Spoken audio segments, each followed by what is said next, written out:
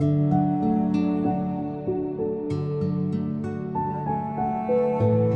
was born Louis Joseph Wyox in the small village of Mallet, now part of the town of Les Bonnes-Villers, to a devotedly Catholic family.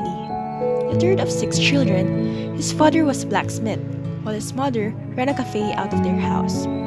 After the joviality of evening, where customers would enjoy the beer and the card games, the family would end their day by praying the rosary together. Wyox was a gentle, obedient boy who was marked by his piety, leading his classmates to pray at their local church at the end of the school day.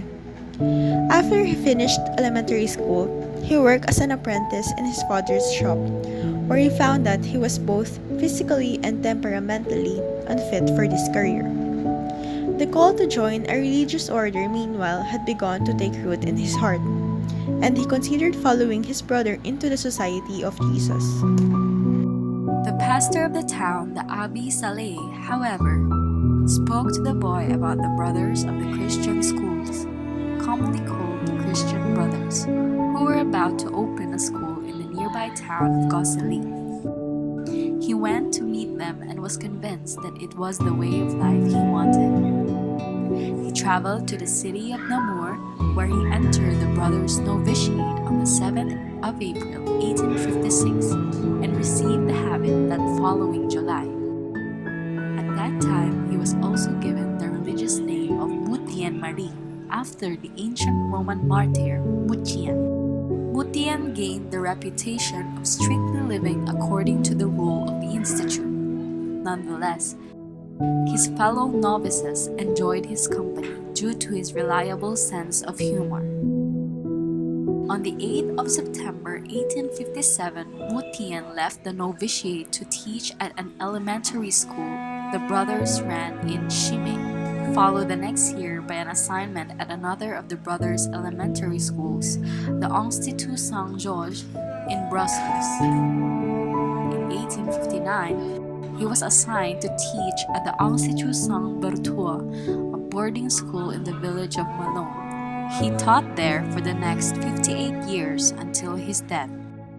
At first, combining teaching with the spiritual life was difficult for Mutien, and his students were known as disruptive and out of control.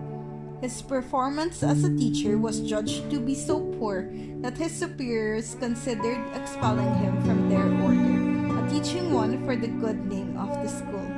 But in time, with the help of the brother who headed the fine arts department, Brother Mutien grew into an effective teacher and prefect of discipline, known for his patience and piety. He taught music and art, a saint of sensibility, not intellect. He was known within the community for being available to help with any need which arose, whether it was comforting a homesick student or going to the train station to meet a traveler unfamiliar with the city. He also taught catechism to the children of the town at the local parish church. He was known to spend whatever time he could in prayer before the tabernacle or at the grotto of Our Lady on the school grounds. Mutien Marie enjoyed good health throughout his life until November 1916, when he became noticeably ill and was sent to the House of Infirmary. He struggled to continue sharing the community's prayer routine. On 26th of January of the following year, despite his weakness and the bitter cold, he was found praying at the communion rail before the brothers' first prayer service of the day. He was clearly failing, and the brother superior suggested that he return to the infirmary. He never left again, dying on January 30, 1917. He was buried 2 days later in the brothers' plot in the town cemetery of Malone. Brother Mutien's fame began to spread after his death, and the miracles began to be attributed to his intercession.